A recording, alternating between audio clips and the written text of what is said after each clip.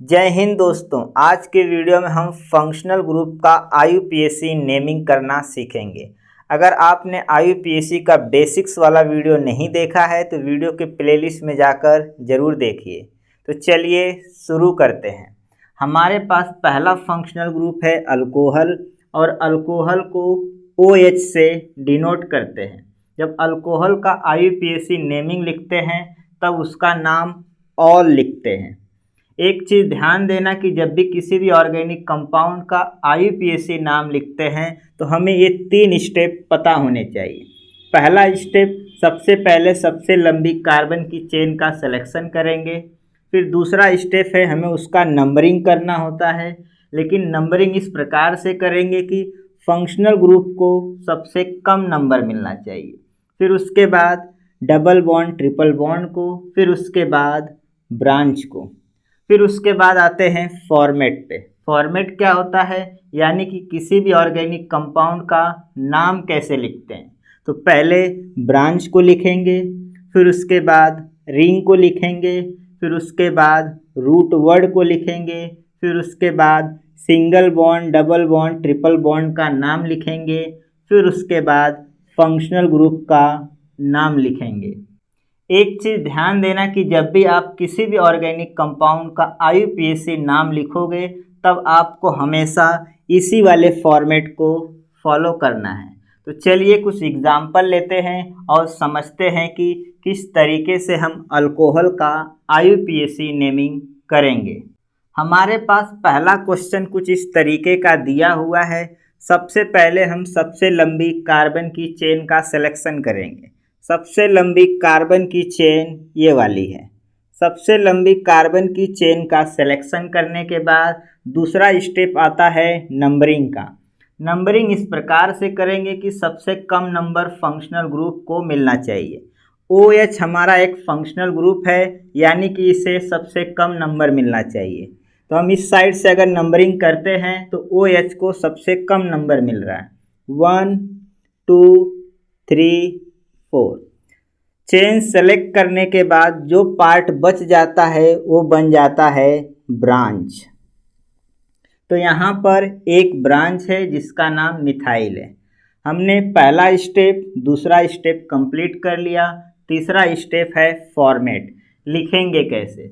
सबसे पहले ब्रांच को लिखते हैं। इस ऑर्गेनिक कंपाउंड में एक ब्रांच है जिसका नाम मिथाइल है, जो कि 2 पोजीशन पे है। तो 2 मिथाइल। फिर उसके बाद रिंग को लिखते हैं। इस ऑर्गेनिक कंपाउंड में रिंग नहीं है तो नहीं लिखेंगे। फिर उसके बाद रूट वर्ड को लिखते हैं। इस बात का ध्यान देना कि हम जो चेन सेलेक्ट करते हैं उसमें कितने कार्बन हैं। हमने जो चेन सेलेक्ट किया है उसमें 4 कार्बन है, और 4 कार्बन का रूट वर्ड होता है ब्यूट।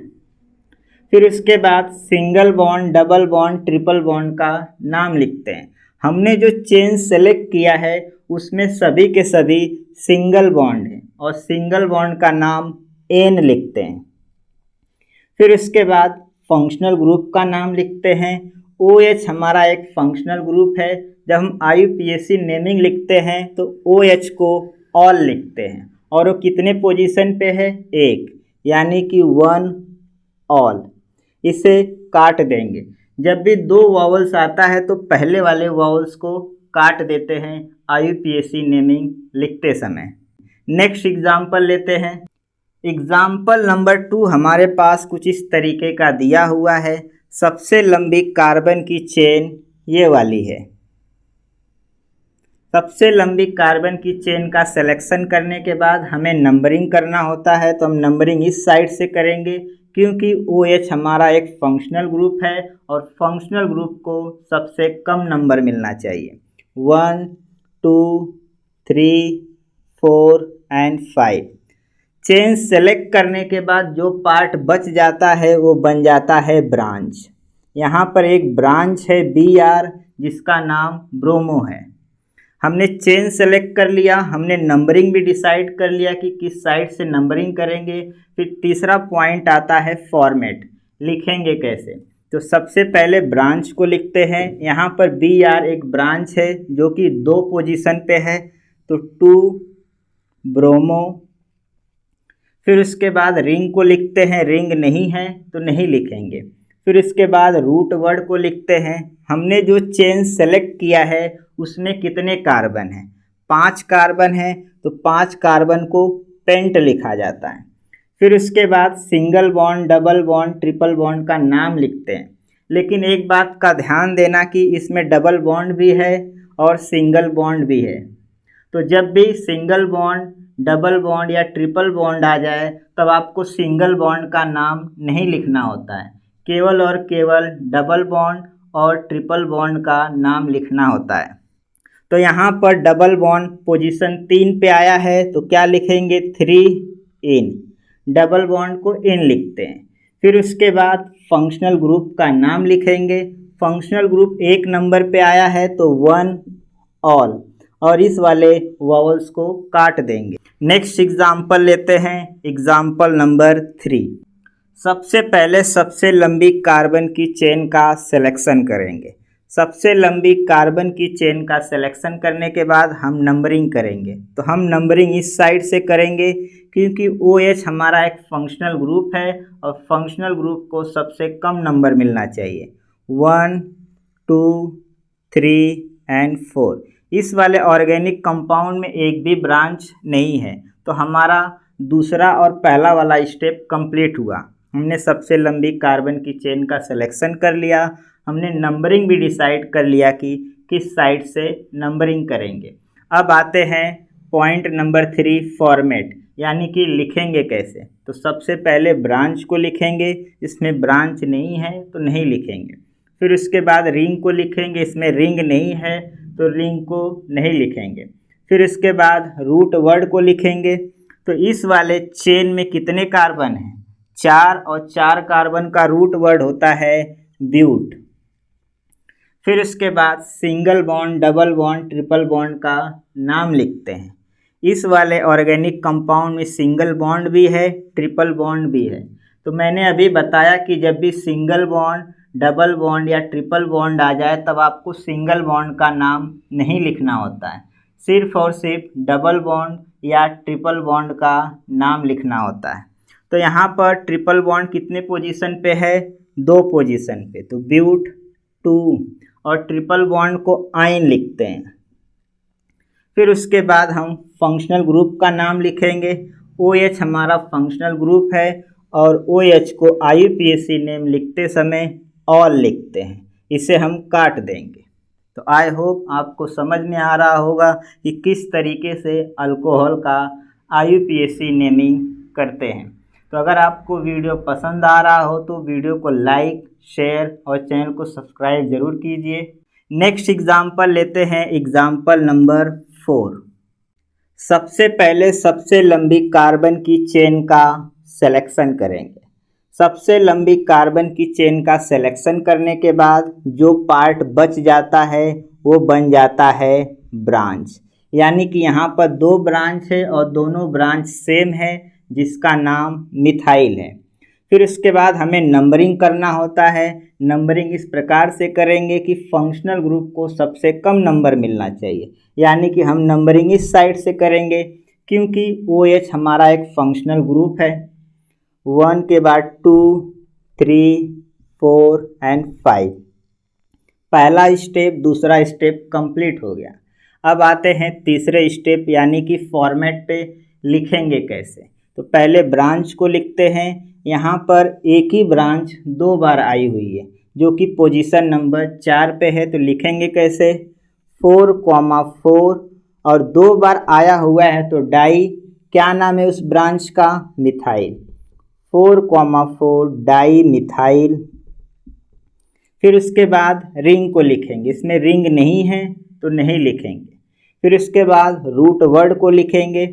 हमने जो चेन सेलेक्ट किया है उसमें कितने कार्बन हैं, तो हमने जो चेन सेलेक्ट किया है उसमें 5 कार्बन हैं और 5 कार्बन का रूट वर्ड होता है पेंट।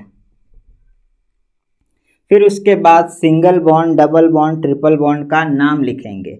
हमने जो चेन सेलेक्ट किया है उसमें सभी के सभी सिंगल बॉन्ड हैं और सिंगल बॉन्ड का नाम एन लिखा जाता है। फिर इसके बाद फंक्शनल ग्रुप का नाम लिखेंगे। इसमें हमारा OH एक फंक्शनल ग्रुप है जो कि पोजीशन नंबर 1 पे है, तो 1 ऑल, और इस वाले वॉवल्स को काट देंगे। अब आते हैं क्वेश्चन नंबर 5 पर। सबसे पहले सबसे लंबी कार्बन की चेन का सिलेक्शन करेंगे। सबसे लंबी कार्बन की चेन का सिलेक्शन करने के बाद ये वाला पार्ट बच जाता है जो कि बन जाता है ब्रांच। सबसे लंबी कार्बन की चेन का सिलेक्शन करने के बाद हमें नंबरिंग करना होता है, जो कि हम इस साइड से करेंगे, क्योंकि OH हमारा एक फंक्शनल ग्रुप है और फंक्शनल ग्रुप को सबसे कम नंबर मिलना चाहिए, 1 2 3 4। हमने सबसे लंबी कार्बन की चेन का सिलेक्शन कर लिया, हमने नंबरिंग भी डिसाइड कर लिया कि किस साइड से नंबरिंग करेंगे।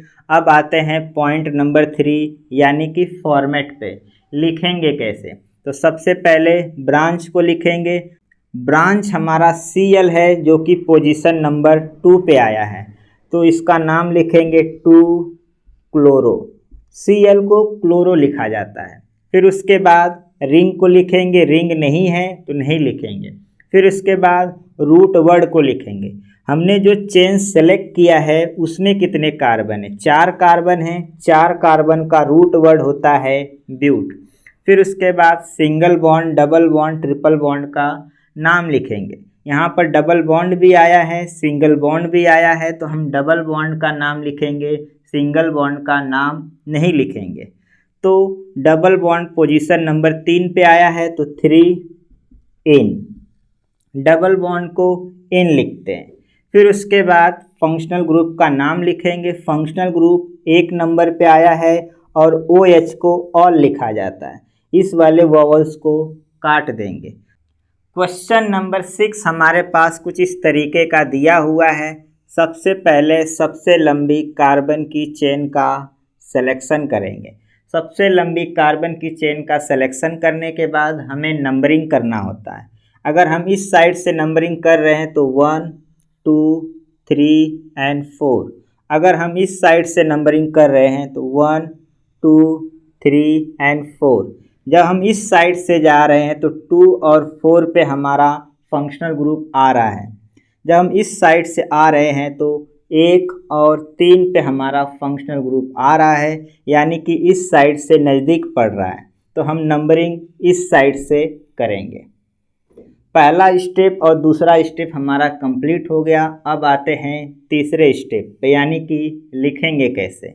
यहाँ पर कोई भी ब्रांच नहीं है तो नहीं लिखेंगे। ध्यान देना कि OH एक फंक्शनल ग्रुप है, ना कि ब्रांच है।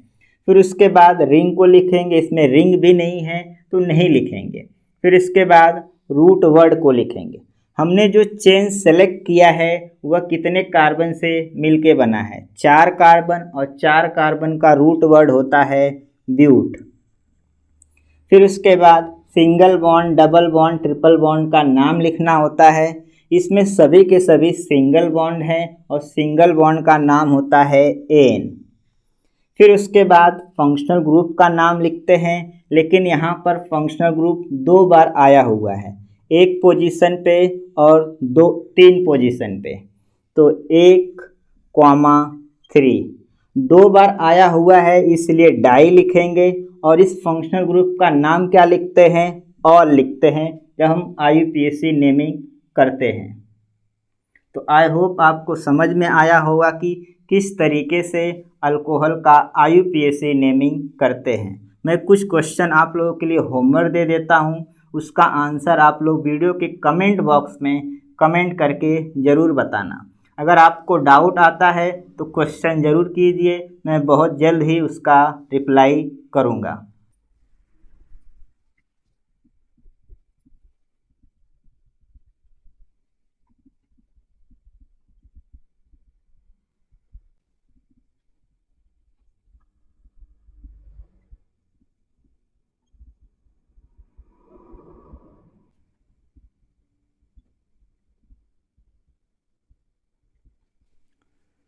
तो मिलते हैं नेक्स्ट वीडियो में, तब तक के लिए बाय बाय, जय हिंद।